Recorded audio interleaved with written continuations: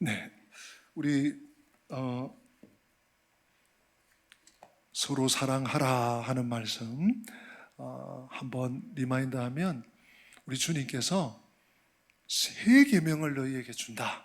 서로 사랑하라 그러셨죠. 뿐만 아니라 내가 너희를 사랑한 것처럼 내가 너를 정말 사랑하잖니. 내가 내 생명과 너를 바꾸었잖니. 그러니까 너 손해보는 사랑해라. 손해보는 사랑해라. 마지막으로 세 번째, 주님께서 너희가 서로 사랑하면 이 세상이 너희들이 하나님 백성인 줄 알 거야. 무슨 얘기예요? 세상을 이기게 된다 말씀하셨어요. 제자들이 주님의 말씀을 쭉 경청하고 나도 그렇게 살아야지, 믿음으로 살아야지, 이런 각오와 결단과 결심들을 아마 각자 했을 거예요. 그런데 베드로가 주님의 말씀을 듣고 있다 보니까 도무지 이해할 수 없는 말씀이 있는 거예요. 무슨 말씀인가 하면 오늘 본문도 본문인데 바로 앞에 나오는 우리 지난주 보신 본문 가운데 33절에 이런 말씀이 나와요. 지금은 잠시 내가 너희와 함께 있지만 내가 떠날 것이다. 그러면 너희는 나의 가는 곳에 올 수 없다. 올 수 없다. 아니, 베드로가 그냥 아무 생각 없이 주님 말씀을 듣고 있는데 그것도 지금 성만찬이 막 이렇게 진행되는 가운데 주님 말씀을 경청했는데 이 청천벽력 같기도 하고 도무지 상상이 되지 않는 이런 말씀을 듣고, 베드로 성격이 좀 있지 않습니까? 성격이 너무 순수하기도 하고 급하기도 하고 막 이렇게 잘 주체를 못해. 그래서 베드로가 이렇게 주님께 질문을 던집니다. 주여, 어디로 가십니까? 주여, 어디로 가시나이까? 이렇게 물었어요. 그랬더니 주님께서 이렇게 답을 주세요. 베드로에게. 우리 오늘 본문 36절 다 같이 한번 읽어보기를 원합니다. 같이 읽어보십니다. 시몬 베드로가 이르되 주여, 어디로 가시나이까? 예수께서 대답하시되 내가 가는 곳에 내가 지금은 따라올 수 없으나 후에는 따라오리라. 아멘. 아니 33절에 내가 지금 잠시 너희들과 같이 있는데 내가 이제 갈 건데 가면 너희들 내 있는 곳에 못 와. 그 말씀보다는 한 발자국 발전을 했어요. 그런데 여전히 베드로가 이해가 안 돼. 이해가 안 돼. 왜냐하면요, 다른 열 제자, 지금 가룟 유다는 문을 박차고 나가버렸고 다른 열 제자도 마찬가지지만 특별히 베드로는 예수 그리스도께서 하나님의 아들이시요 메시아 그리스도라는 사실을 믿고 인정하고 고백하고 지금까지 주님을 붙여서 따라온 거예요. 정말 베드로에게 있어서는 예수님 없는 삶, 예수님이 어느 날 갑자기 평 사라지고 안 계신다? 상상할 수 없는 거예요. 상상할 수. 근데 주님께서 내가 갑자기 떠난다 이렇게 하시니까요, 도무지 이해도 안 되고 공감도 안 되고 납득도 안 되고 상상도 안 되고. 그래서 베드로가 이렇게 다시 질문 겸 대답을 합니다. 37절 베드로가 이르되 주여, 내가 지금은 어찌하여 따라갈 수 없나이까? 주를 위하여 무엇을요? 내 목숨을 버리겠나이다. 여러분 어떻게 생각하세요? 베드로가 주님께 함부로 얘기했겠습니까? 그냥 거칠애로 립스비스로 이렇게 얘기했겠습니까? 저는 결코 그렇지 않다고 봐요. 베드로의 진심이 순간적이지만 여기에 충분히 실려 있다고 저는 믿어 의심치 않습니다. 베드로는 정말 어린아이같이 순수한 분이었어요. 정말 예수님을 정말 마음을 다해 생명 다해 사랑했던 것 같아요. 베드로 전서, 베드로 후서, 베드로 서신을 봐도요, 물론 베드로가 참 한 번 더 거듭난 이후에 쓴 편지이기도 하지만 정말 베드로는 주님을 뜨겁게 사랑했던 것 같아요.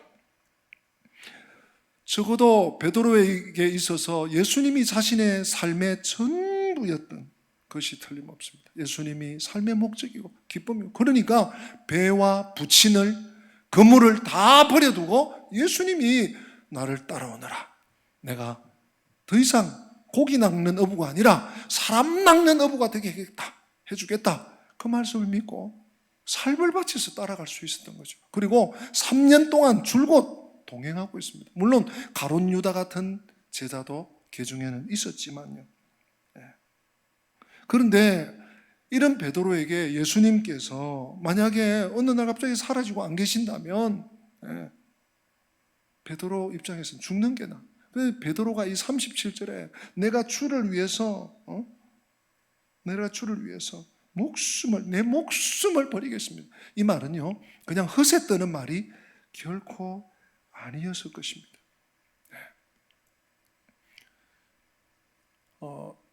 저도 문득 베드로 정도는 아닐지 몰라도 그런 생각이 들 때가 있어요. 길을 가다가 또는 어떤 큰 문제를 극복하고 나서라든지 아니면 어떤 위기 앞에 봉착했다든지, 그때마다 제 마음이 새로워지는 걸 느껴요. 왜냐하면 유 목사, 너 예수님 안 믿었다면 어떻게 될 뻔했냐, 너 지금 예수님과 같이 안 간다면 너 어떻게 할 뻔했냐, 너 예수님이 안 계시다면 너 어쩔 뻔했어, 이런 생각이요 수십 번 수백 번. 아마 성도님들도 그런 경험들이 여러 번 있을 테예요.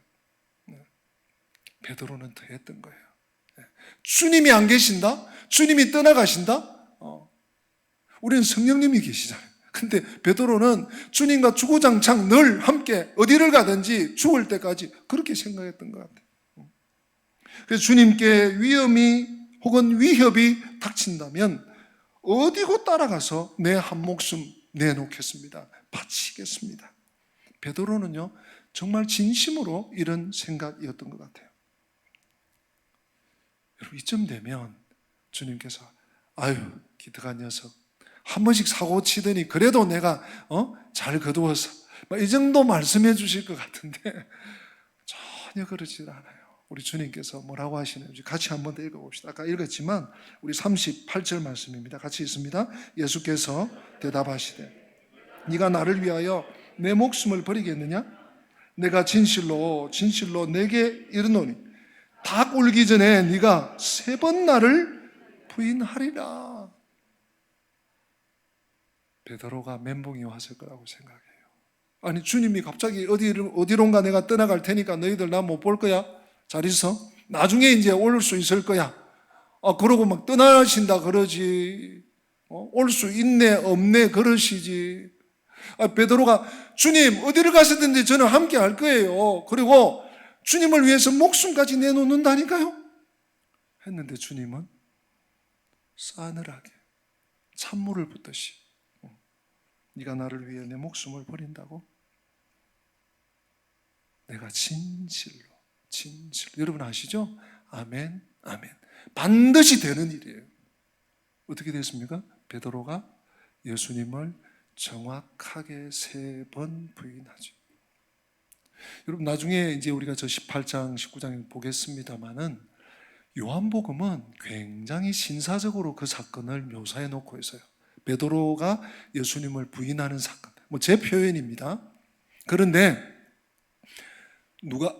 제가 마태복음과 마가복음을 한번 확인해 보니까 그렇지 정말 상세하게 세세하게 묘사를 해두었더라고요. 이 부분도 그래요. 이 부분도 그래요. 베드로가 예수님께 뭐라고 하는가 하면 마가복음인가 다 버려도 나는 버리지 않겠습니다, 이렇게 표현을 하고요. 마태복음에서는 모든 사람이 버려도 나는 버리지 않겠습니다, 이렇게 아주 굉장히 조금 더 호소력 있게 그렇게 기록을 해놨더라고요. 복음서마다의 좀 특징이라고 생각이 되어집니다. 근데 여러분 주님의 말씀은 그대로 이루어지잖아요. 주님의 뜻은 그대로 이루어지잖아요. 왜 그럴까요 여러분? 한번 받아서 할까요? 나의 결심은 연약합니다. 여러분 그런 경험 있으시죠? 내가 결심을 했어. 결의를 했어. 완전히 내가 여기에 모든 것을 하겠다. 그런데 그게 시간이 가고 상황이 달라지고 해가 바뀌고 입장이 바뀌니까 또 어떻게 되던가요? 어려워지기도 하고 무마되기도 하고 또는 수정되기도 하고. 여러분, 우리 인간의 결심은 참 약하답니다. 우리 주님이 그걸 너무 잘 아세요. 때로는 내 마음이 이랬다 저랬다 변하기도 하고요.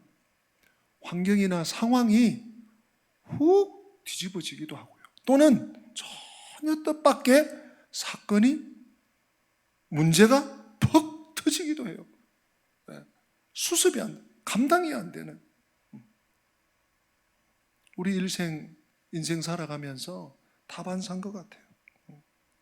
그래서 제가 이 말씀을 묵상하다가 찬송가 214장이 가사가 생각이 나서 이렇게 이게 어디지 하고 이제 제가 찾아보니까 이런 찬양입니다. 나 주의 도움 받고자 1절인데요. 주 예수님께 빕니다. 그 구원 허락하시사 날 받아주소서. 2절은 또 이래요. 큰 죄에 빠져 영죽을 날 위해 피 흘렸으니 주 형상대로 빚으사 날 받아주소서. 3절입니다. 여러분, 3절 가사가 제 마음을 때렸어요. 우리 같이 한번 읽어보면 좋겠네요. 3절 가사 같이 읽어볼까요? 내 힘과 결심 약하여 널 깨어지기 쉬우니 주 이름으로 구원해 날 받아주소서. 이게 우리만의 딜레마는 아닌 것 같아요. 우리 적어도 이 찬송이 1900년대입니까? 1900년대 19세기에 지어졌다고 되어 있는데요. 이때 믿음의 하나님의 종들도 내 힘과 결심 약하여 결심하고 결단하고 결의하고 하나님 앞에 믿음을 고백하고 하는데 약하여 또 깨어져, 또 넘어져, 또 미끄러져, 또 실수해, 또 실족해. 그러나 그때마다 주 이름으로 구원해 날 받아주소서. 우리가 이런 찬양을 자주 드려야 하기도 하지만 이런 찬양의 가사를 우리가 인지하고 마음에 새기면서 주님, 제가 부족해요. 주님, 너무 연약해요. 질그릇 같아요. 유리컵 같아요. 주님, 불쌍히 여겨주세요. 주님, 긍휼히 여겨주세요. 이러면서 우리가 주님을 끝까지 쫓아가야 되지 않을까 합니다. 사랑하는 성도 여러분, 그러므로 우리는요, 자기 자신을 결코 과신해서는 안 됩니다. 결코 나는 달라, 나는 뭔가 달라, 나는 괜찮아 라고 하는 순간 사탄이 쓱 건드릴 수 있습니다. 슬쩍 칠 수 있습니다.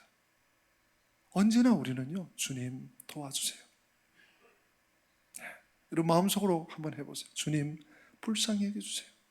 주님 도와주세요. 겸손히 하나님을 의지하면, 성령님을 의지하면 주께서 우리를 세워주시고요.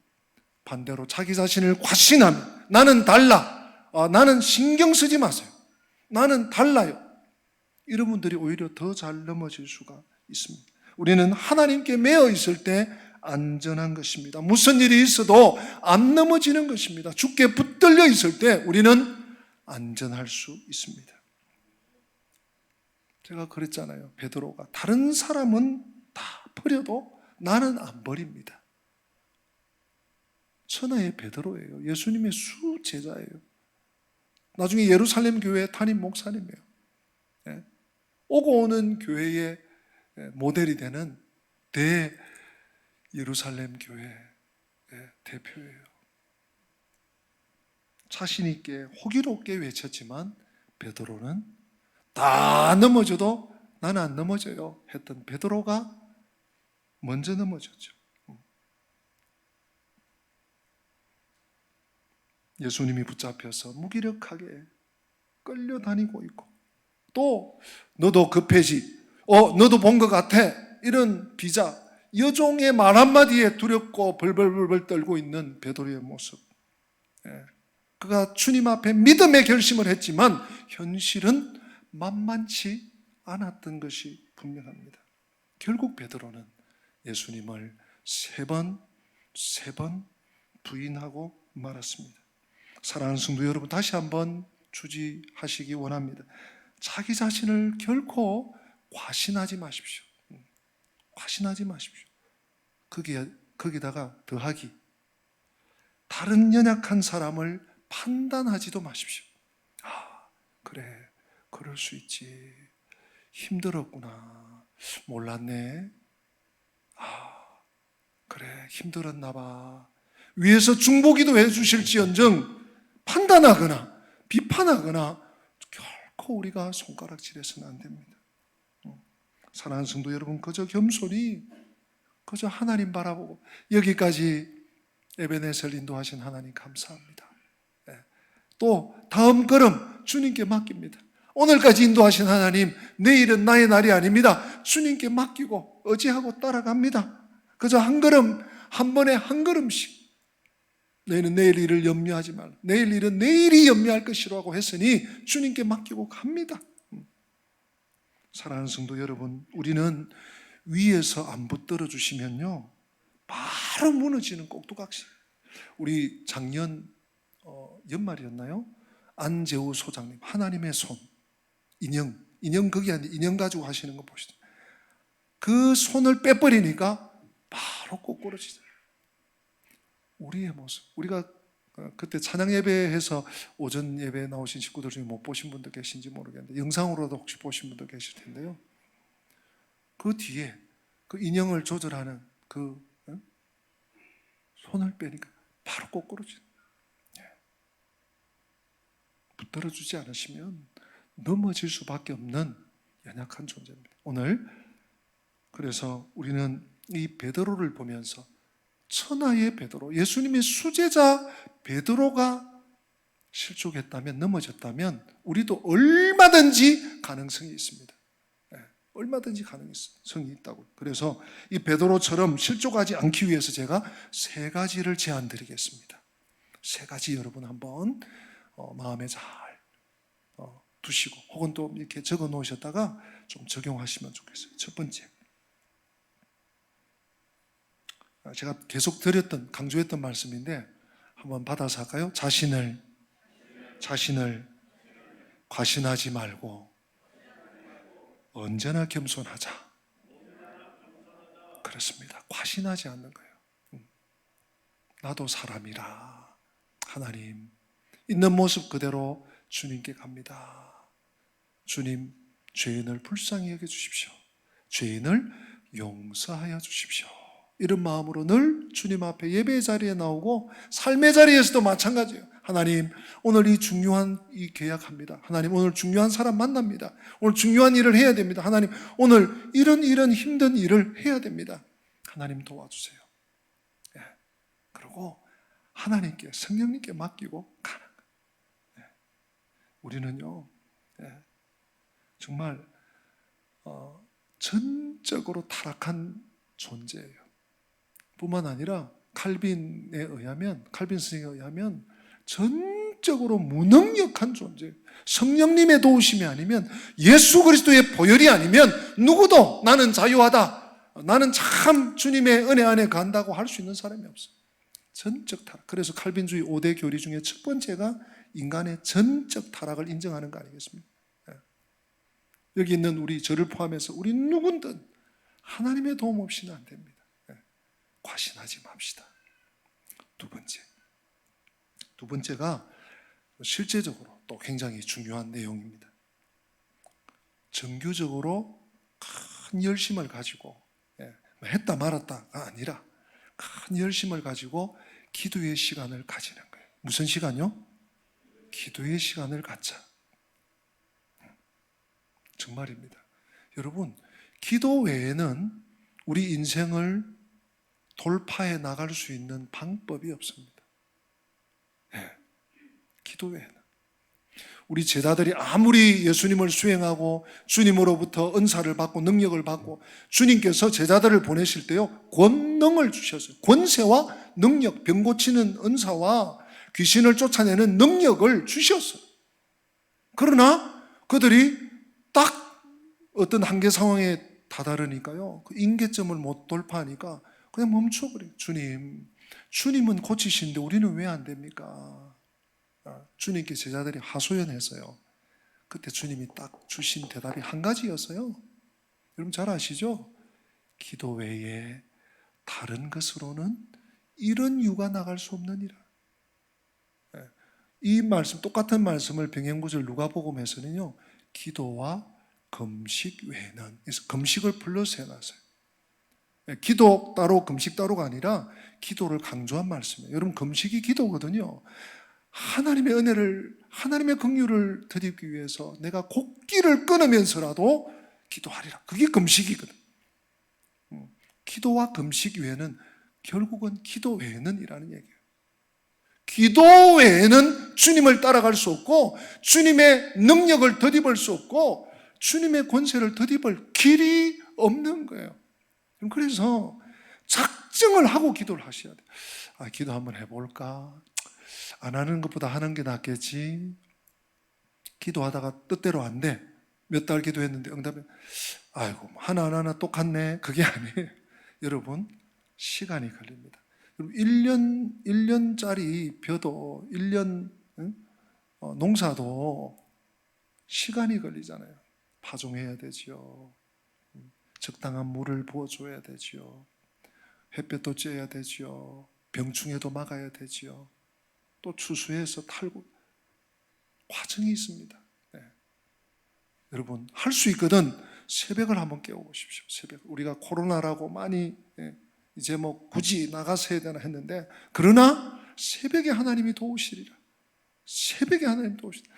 근데 목사님 새벽은 저는 너무 안 돼요. 그러면 오전이든지 또는 직장에 가서 점심 식사하시고 잠깐이든지, 단 5분 10분, 아니 하다못해 3분이라도 교회에서 계속 제공해 드리잖아요. 만나 365, 그리고 또 우리 품성 말씀, 또 공동체 성경 챌린지, 또 여러분들이 개인적으로 읽는 성경 통독, 어떤 부분이라도 좋아요.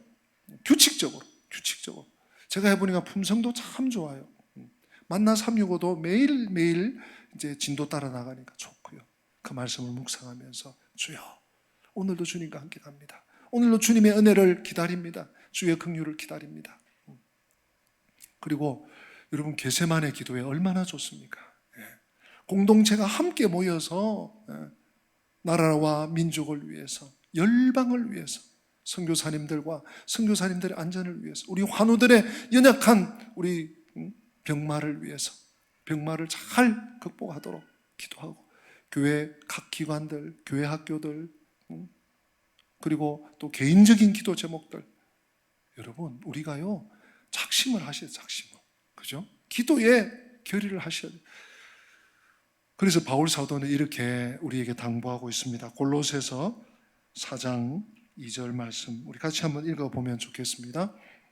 기도를 계속하고 기도에 감사함으로 깨어있어. 한 번 더. 기도를 계속하고 기도에 감사함으로 깨어있어. 한 번 더. 기도를 계속하고 기도에 감사함으로 깨어있어. 여러분, 기도에 깨어있으란 말이 무슨 얘기예요?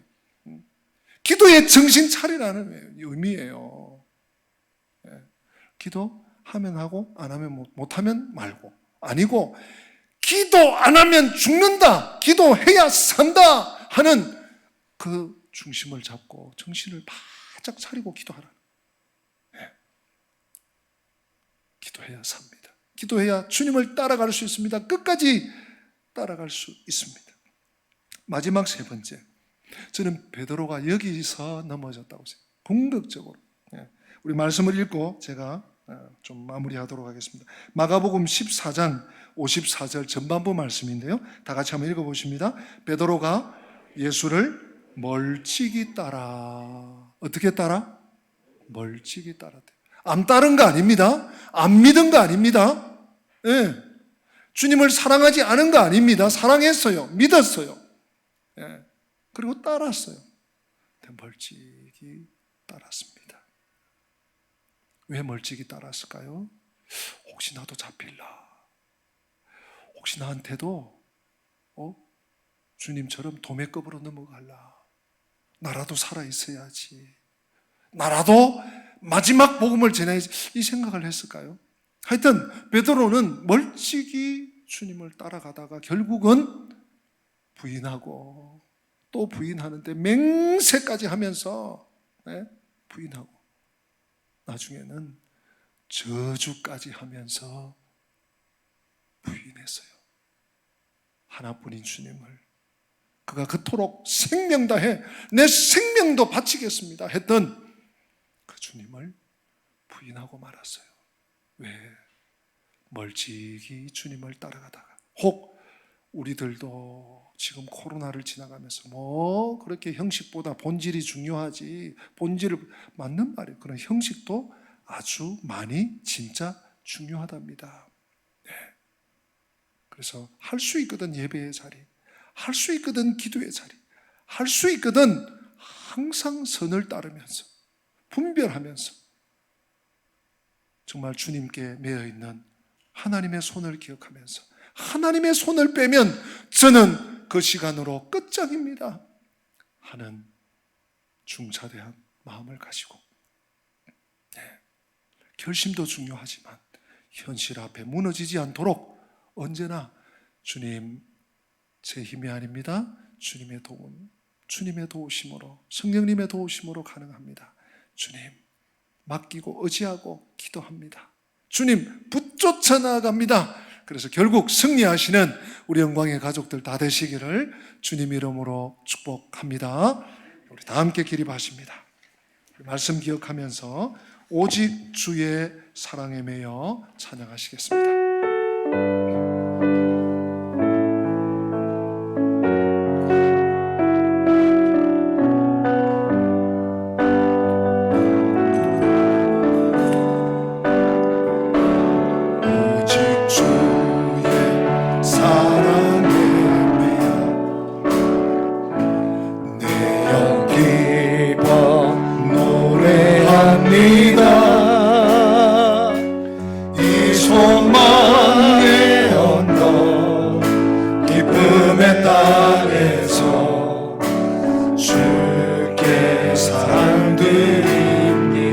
오직 주의 임재 안에, 오직 주의 임재 안에 갇혀 내가 기뻐 찬양합니다. 이 소명의 언덕 거룩한 땅에서 주께 예배드립니다. 주께서 주신 모든 은혜, 주께서 주신 모든 은혜, 나는 말할 수 없네. 내 영혼 즐거이 주 따르렵니다. 주께 내 삶 드립니다. 아멘, 아멘. 우리 길잡이들과 신방대원 권사님들은 다 퇴장하시고 나서 앞자리로 와주시기를 바랍니다. 제가 한번 기도하겠습니다. 고마우신 하나님, 감사합니다. 저희들도 언제나 실수할 수 있고 실족할 수 있고 베드로처럼 넘어질 수 있음을 기억하며 결코 자신을 스스로를 과신치 않게 하여 주시고 언제나 주님께 붙들리어 성령님께 붙들리어 기도하는 삶을 살게 하여 주시옵소서. 멀찍이 주를 따르는 것이 아니라 붙쫓아 주님 곁에 주님과 함께 주님 손 붙잡고 주님을 따라가는 주의 종들, 주의 백성들 되게 하여 주시옵소서. 주 예수 그리스도의 은혜와 하나님 우리 아버지의 변함없는 사랑과 성령님의 교통하심이 주님만 바라보고 주님만 따라 나아가기 원하는 주의 백성들 머리 위에, 저들의 가정과 앞길 위에, 삶의 모든 터전 위에, 우리 교회 위에, 열방과 민족과 북한의 지하 교회 위에 지금부터 영원토록 함께 계실지어다. 아멘.